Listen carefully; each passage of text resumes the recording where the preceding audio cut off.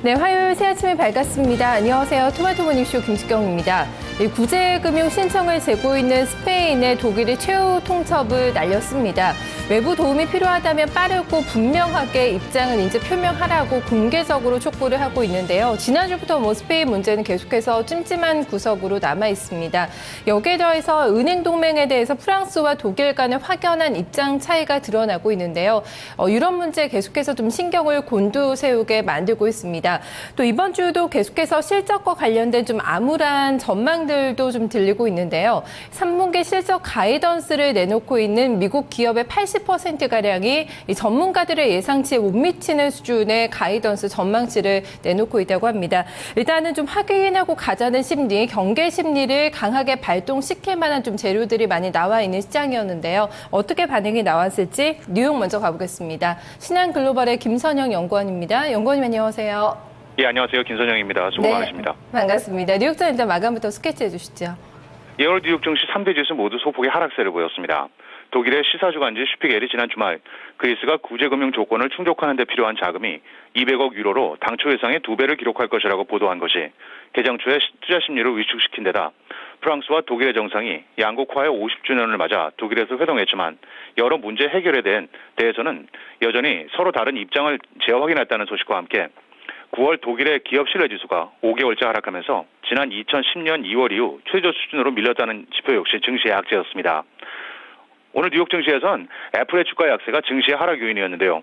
지난 3일간 아이폰 5의 판매량이 500만 대를 기록하면서 초기 물량이 매진됐지만 증시 전망에는 미치지 못했다는 분석과 함께 아이폰 5의 부품을 만드는 중국의 팍스콘 공장에서 대규모 폭력 사태가 발생해 공장이 일시 폐쇄되는 등 아이폰 5 생산에 차질이 생길 수 있다는 우려에 애플의 주가가 1.4% 하락한 것이 오늘 증시의 악재였습니다.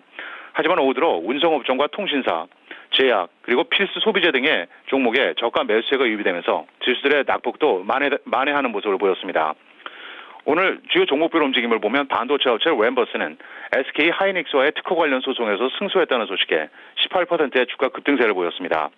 반면 경제 주간지인 베런스가 페이스북의 향후 주가에 대해 부정적인 전망을 내어놓은 데 따라 페이스북의 주가가 오늘 9% 급락했고 주택건설업체 레나는 증시 전망을 상회한 분기 실적 발표에도 불구하고 그간의 주가 급등에 따른 차익 실현 매물이 유입되면서 1.5% 하락했습니다.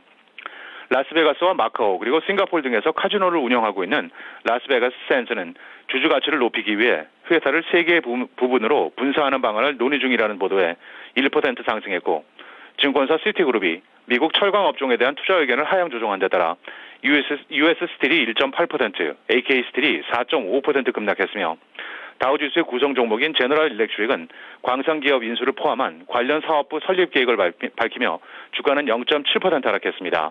마지막으로 오늘 벤치마크인 10년 만기 미국의 국채 수익률은 지난주 대비 하락한 1.72%의 거래를 마감했습니다. 네, 정체 양상을 최근에 나타내다가 좀 하락 쪽으로 뉴욕 증시가 좀 방향을 튼 모습이네요. 어떤 또 시장에 영향을 미쳤던 뉴스나 또 경제 지표도 주목해봐야 될 것 어떤 것들이 나왔나요? 예, 골드만삭스가 향후 1년간 원자재 시장에서 약 18.2%의 수익을 올릴 수 있다고 예측하고 있습니다. 블룸버그 통신은 제프리 커리 골드만삭스 애널리스트가 발표한 보고서를 인용해 이같이 보도했는데요.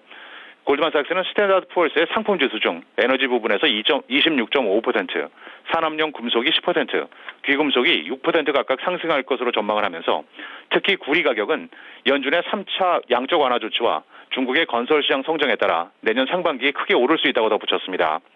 S&P의 상품 지수는 지난 6월 21일 이후 19%가 급등을 했는데요. 미국과 일본 그리고 ECB가 경기 부양책을 발표한 데 이어 중국도 경기 활성화 조치를 내놓을 것이라는 예상 때문으로 분석이 되고 있습니다.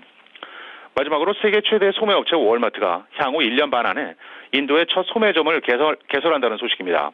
그간 월마트를 비롯한 대형 소매업체들은 방대한 인도의 시장 진출을 위해 시도해 왔으며 하지만 복잡한 규제 등으로 인해 주로 도매업에만 치중해 왔는데요. 지난 14일 인도 정부가 소매업을 비롯해 항공과 방송 분야 등에 대해 외국 기업의 참여를 크게 늘린다는 방침을 밝히자 월마트도 사업 확장을 결정한 것으로 분석이 됩니다. 인도는 부진한 경제를 살리기 위해 외국계 기업들에게 소매 유통시장을 개방했고 이것이 그간 영세 자영업자들에게 운영된 낙후된 인도의 소매업을 크게 개선시킬 것으로 기대를 하고 있습니다. 인도 정부는 외국 소매업체 유치가 고비용과 비효율적인 인도의 유통망을 현대화하는 데 도움을 줄 것이라고 강조하고 있습니다. 한편 월마트 측은 매장 위치나 규모에 대해서는 구체적으로 밝히고 있지는 않지만 인도에서 이지데이 슈퍼마켓 체인을 운영하는 바르티 엔터프라이즈와 제휴를 크게 늘릴 것으로 예상이 되고 있습니다. 오늘 월마트의 주가 0.5% 상승한 74달러 80센트의 거래를 마감했습니다. 지금까지 미국 현지에서 김선영입니다. 네, 연건이 오늘 말씀 고맙습니다. 예, 감사합니다. 네, 뉴욕장에서는 좀 애플이 힘이 많이 빠지면서 기술주가 좀 부진했습니다. 20포인트가량의 좀 낙폭이 형성이 됐고, 유럽장 전반적으로 하락하는 가운데 불확실성을 안고 가고 있는 스페인과 그리스 쪽에서 낙폭이 좀 상당히 크게 나왔다는 점 눈에 띄고 있습니다. 흐름 짚어보시죠. 김민지 기자입니다.